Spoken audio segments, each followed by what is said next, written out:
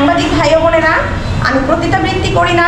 এগুলো যদি বিচার না পাই, ওই বাড়িতে ওই গ্রামে আমার মেয়েকে নিয়ে আমি ওইখানে আত্মহত্যা করবো। এবং যে মানুষগুলো গ্রামের প্রতিটা মানুষ থেকে আর আত্মীয় থেকে যে মানুষগুলো আমার কাছে আজকে আমাকে এইভাবে যেভাবে নির্যাতন করতেছে, এইভাবে করে আমি সবগুলোর নাম ওখানে তুলে ধরে আমি আত্মহত্যা করবো। আপনাদের আমার জীবনযাপন ও আমার বাবা এবং বিমাতা ভাই ও স্থানীয় ইউপি সদস্যের সহযোগিতার কারণে আমার ও আমার মেয়ের বেঁচে থাকার অস্বাভাবিক হয়ে দাঁড়িয়েছে।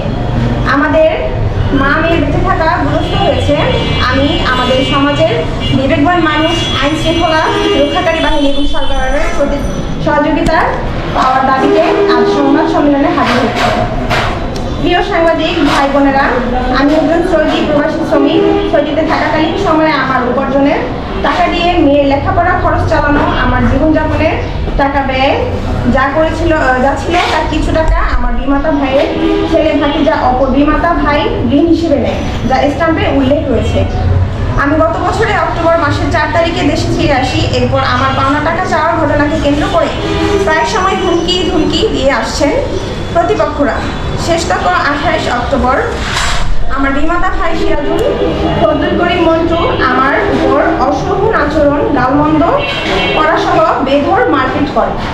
এতে আমি আমার পায়ে সহ শরীরে বিভিন্ন স্থানে আঘাত পাই। আমি রমকর হাসপাতালে চিকিৎসা নেই।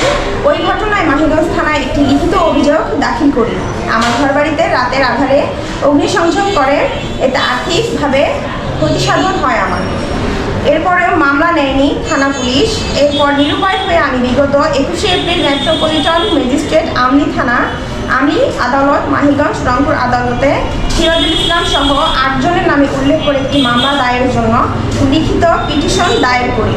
বিজ্ঞ আদালত অভিযোগ আমলে নিয়ে মাহিগঞ্জ থানার অফিসার ইনচার্জ মামলা রেকর্ড করা সহ আসামিদের গ্রেফতার করার জন্য আদেশ দেন। আদালতের আদেশে অবশেষে ওসি সাহেব মামলা রেকর্ড করেন গত 3 মে 2025, যার মামলার নং হচ্ছে 2। আসামিদের গ্রেফতার না করে দায়ের হওয়া মামলায় জামিন নেওয়ার সুযোগ করে দিয়েছেন ওসি সাহেব। আর আসামের স্থানীয় ইউপি সদস্য মনির হোসেন তার আত্মীয় হওয়ায় সুবাদী ইউপি সদস্য মনির সহ অপর 4 জন ইউপি সদস্যের উপস্থিতিতে নদীগঞ্জ বাজার স্থানীয় সমাজপতি বিশিষ্ট ব্যবসায়ী হাবিবুর রহমানের আহ্বানে এক বৈঠক অনুষ্ঠিত হয়। ওই বৈঠকের শুরুতে আমার একটি স্বাক্ষর নেন। সৃষ্ট বিরোধ নিষ্পত্তি না হওয়ায় আমি কোনো সালিশনামায় স্বাক্ষর করিনি। আবার সৃষ্ট বিরোধ নিষ্পত্তি না হওয়ায় উপস্থিতি কাগজে হাবিবুর রহমানের স্বাক্ষরটিও হাবিবুর রহমান নিজে কেটে দেন।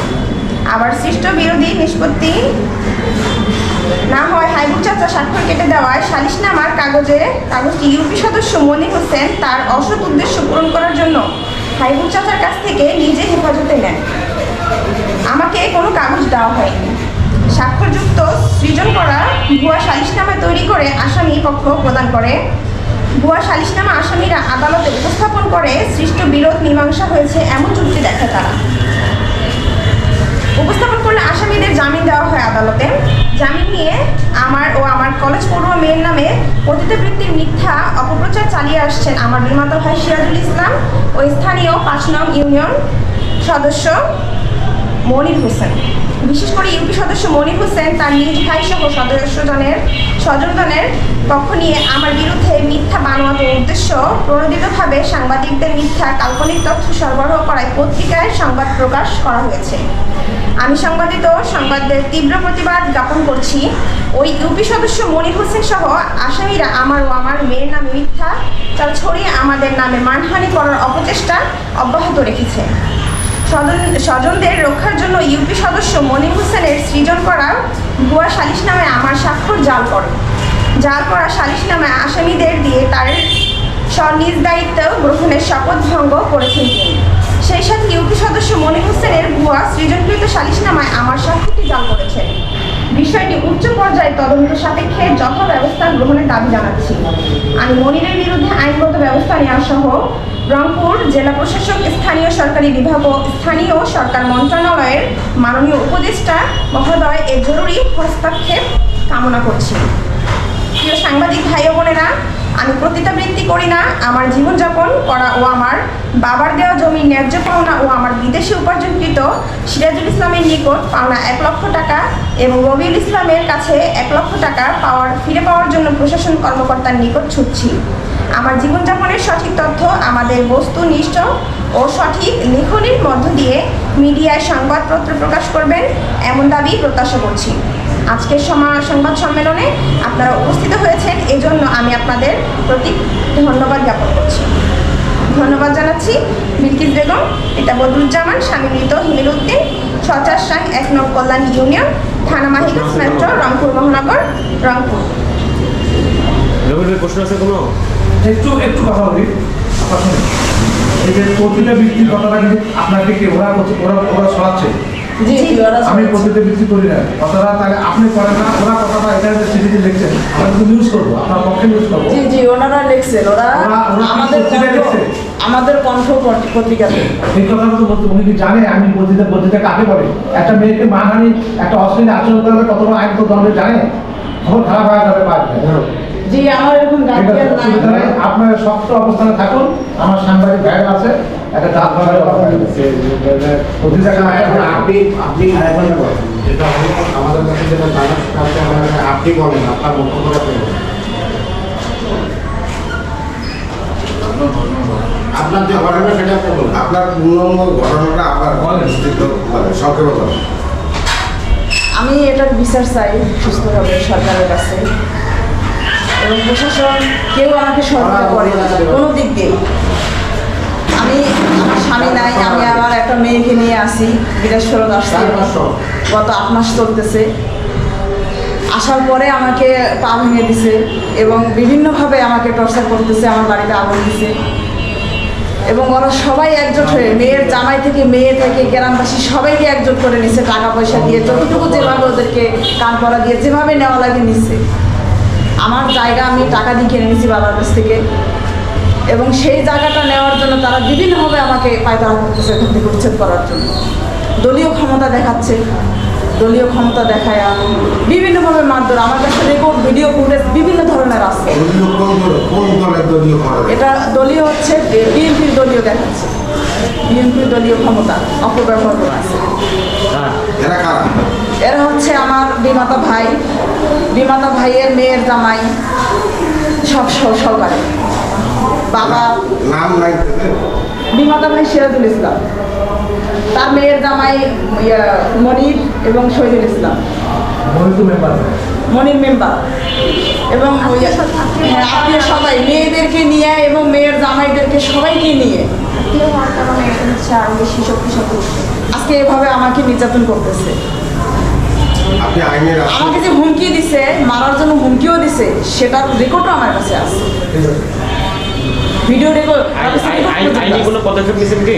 আইন পদক্ষেপ আমি গেছি, থানায় গেছিলাম বারবার, আমার কাছে অভিযোগের আছে বেশ কয়েকবার। তারা ওরকমভাবে কানে নেয় না, তাদেরকে টাকা দিয়ে মুখ বন্ধ করে রাখে। তারা ঘটনাস্থলে সব কিছুটা দেখে আসছে। আপনারা কোনো লিখিত অভিযোগ দেননি? লিখিত অভিযোগেই দিছি আমি, লিখিত অভিযোগেই দিছি। আপনি আপনার কি মাইন্স থানা না? মাহিগঞ্জ থানা। মাইন্স থানা আপনার ব্যাপারে কোনো তদন্ত করেনি? তদন্ত গেছে, সব কিছুই দেখছে, তারা সরজমিনে সব কিছুই দেখছে। দেখার পরও তারা এটা ব্যবস্থা নিচ্ছে না। ওসি নিজেই বলে যে আমি এই মামলা খেয়ে ফেলাবো, এই মামলা আগাইতে দিব না। ওসি নিজেই সব কথা বলে। কোনো এভিডেন্স আছে আপনার কাছে? আপনার সাক্ষীদেরকে কোনো বিভ্রান্তি সাক্ষীকে বিভ্রান্তি করতেছে, সাক্ষীকে বিভিন্নভাবে কথা বলছে। সে একজন 29 নম্বর ওয়ার্ডের সেক্রেটারি সভাপতি। তো সে অবশ্য বিচারকের মধ্যে গেছিল যাওয়াতে, সেখানে সেই হিসেবে তাকে আমি আর কি দিছি তার নামটা। আমার মেডিকেলে দেখতে গেছিল, আমি অসুস্থ ছিলাম, সেই হিসেবে দিছি। সেই ওসি তাকে ডাইকে মনে করেন যে বিভিন্নভাবে অপমান করছে। সে একজন পতিতার মহিলা, আপনি কোন হিসাবে সে মহিলার পক্ষে সাক্ষী দিতে যান? এভাবে কথা বলছে, এভাবে তাকে নানানভাবে মানে সম্মানহানি করছে, যার জন্য সে বলে যে হ্যাঁ আপনি আমার এইভাবে দিলেন। হ্যাঁ, তা আমি তো কোনো অপরাধ করিনি। গ্রামে বারবার সালিশ বসতে, সেটা তারা কিছুতেই মানে না। আমাকে হুমকি তুমকির উপরে ওখানেই মারধর করছে, ভিডিওটা পর্যন্ত করছি, সেই ভিডিওটা পর্যন্ত ওরা কাইটে দিচ্ছে। আচ্ছা, আপনি সৌদি থেকে ফেরত আসছেন কত সালে আর আপনি গিয়েছিলেন 24 অক্টোবর। আপনি সৌদি থাকা অবস্থায় যে বাংলাদেশে টাকা পাঠাইছেন সেটা কিভাবে পাঠাইছেন এবং কার কাছে পাঠাইছেন? এটা মেয়ের অ্যাকাউন্টে পাঠাইছি, মেয়ে ব্যাংকের চেক দিছে, চেকের পাতা তাদেরকে দিছে, তারা টাকা তুলে নিয়ে আসছে এবং স্টাম্প আছে আমার কাছে, লিখিত স্টাম্প আছে, তারা নিজের হাতেই স্টাম্প দিয়েছে, সে লিখিত স্টাম্পও আমার কাছে আছে, তারা যে টাকা নিছে আমাকে। এখন আপনি কি চাচ্ছেন? আমি চাচ্ছি একটা সুস্থ বিচার চাইতেছি, আমার টাকা ফেরত চাই। এই যে আমার নামে যে বদনামগুলো দিছে আমার মেয়েকে নিয়ে, আমার মেয়ে একজন ইন্টার পাস, আমার মেয়ের নামে আমাকে নিয়ে যেভাবে যে প্রতিটার যে একটা ইয়ে দিছে এই পত্রিকার মধ্যে, এগুলো সমস্ত প্রমাণ আমি তুলে আনছি। এলাকাবাসীগুলো 50 জনের স্বাক্ষর নিছে ফোন নাম্বার সহকারে। এটার কোনো প্রুফ 50 জন কেউ দিতে পারবে? এরকম ধরনের কারো কাছে প্রুফ আছে? তারা পত্রিকায় যে লিখছে,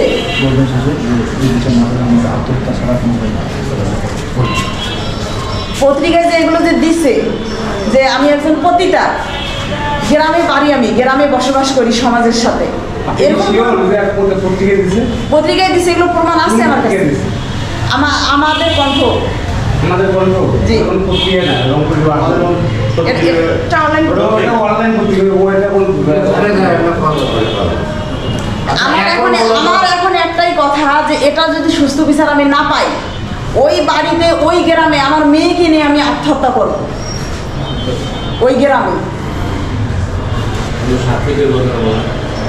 ওই গ্রামে এমন কোনো নাই যে আপনাদের পক্ষে কেউ কথা বলে, এরকম পক্ষে কেউ- বলার মতো কেউ নাই, এই জন্য তাদেরকে সবাইকে মনে করেন যে হুমকি দিয়ে রাখছে। কেউ যদি আমার পক্ষ হয়ে কথা বলে তাদের অবস্থা খারাপ আছে, একমাত্র এই বিএনপির দলীয় ক্ষমতা দেখায় এই অপব্যবহার করে। এটা তাদের স্বার্থটা কি? মানে তাদের- আপনাদের বিরুদ্ধে যাদেরকে দাঁড়া করে রাখছে, এটা তো তাদের স্বার্থটা কি?